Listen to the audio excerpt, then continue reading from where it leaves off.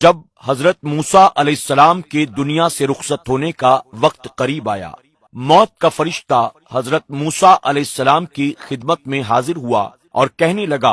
اے اللہ کے نبی، اللہ کا حکم ہے کہ میں آپ کی روح کو قبض کر لوں۔ موسیٰ علیہ السلام نے فرمایا، اے فرشتے، کیا تجھے معلوم نہیں کہ میں اللہ کا کلیم موسیٰ ہوں؟ میری روح کو قبض کرنے سے پہلے مجھے کم سے کم اتنی مہلت دے کہ میں اپنے گھر جاؤں، اپنے بچوں سے ملاقات کروں اور انہیں الوداع کہہ سکوں، اس کے بعد تو میری روح کو قبض کر لینا۔ موت کا فرشتہ کہنے لگا،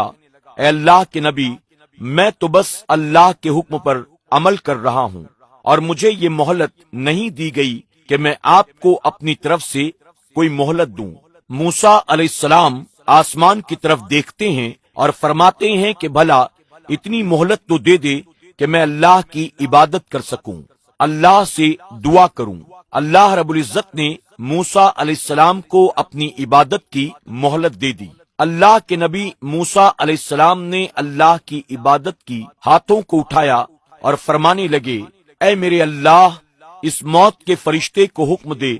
کہ مجھے اتنی مہلت دے دے کہ میں اپنے گھر والوں سے الوداع کہہ سکوں۔ اللہ رب العزت نے اپنے نبی موسیٰ علیہ السلام کی دعا کو قبول کیا اور حضرت موسیٰ علیہ السلام کو اس بات کی بھی مہلت مل گئی۔ موسیٰ علیہ السلام اپنے گھر تشریف لے آئے اور تمام اولاد سے الوداع کہنے لگے۔ اللہ کے نبی موسیٰ علیہ السلام کا ایک بچہ جو بہت ہی چھوٹا اور کم سن تھا، موسیٰ علیہ السلام نے جیسے ہی اسے دیکھا آپ کی آنکھیں نم ہو گئیں۔ وہ دل ہی دل میں سوچنے لگے کہ میرے دوسرے بیٹے تو بڑے ہو چکے ہیں، وہ اپنی زندگی جیسے تیسے گزار لیں گے، لیکن یہ میرا بچہ بہت چھوٹا اور کمسن ہے، میرے بعد یہ بھلا اپنی زندگی کو کیسے گزارے گا۔ موسیٰ علیہ السلام کا ابھی یہ سوچنا تھا کہ غیب سے آواز آئی، اے موسیٰ، اپنی لاٹھی کو فلاں پتھر پر مارو۔ جب موسیٰ علیہ السلام نے اپنی لاٹھی کو اس پتھر پر مارا تو وہ پتھر ٹوٹ گیا اور اس کے اندر سے ایک دوسرا پتھر برآمد ہوا۔ اللہ کا حکم ہوا،